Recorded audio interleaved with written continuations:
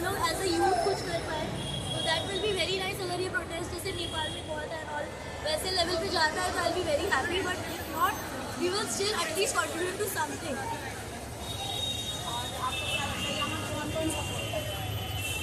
सभी सपोर्ट करें, यहाँ पे जितने लोग मौजूद हैं वही सब लोग यहाँ पे सपोर्ट करने के लिए तो है। जेनजी के अलावा और कौन सपोर्ट? यहाँ पे बहुत लोग हैं जो लोग जेनजी नहीं है, उनके पेरेंट्स भी आए हैं बहुत सारे।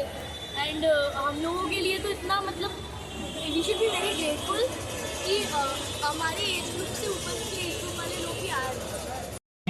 তোমরা আজকে পথে নেমেছো, সেই পথে নামাটা শুধুমাত্র ছাত্রছাত্রীদের এখনকার প্রজন্মের কথা ভেবে নয়, আগামী প্রজন্মের কথা ভেবেও এই পথে নামাটা জরুরি। এবং সেই পথে নামাটা একসাথে ছাত্র, শিক্ষক, গবেষক, শিক্ষাকর্মী, আধিকারিক যারা আছেন সকলে মিলে এই লড়াই লড়তে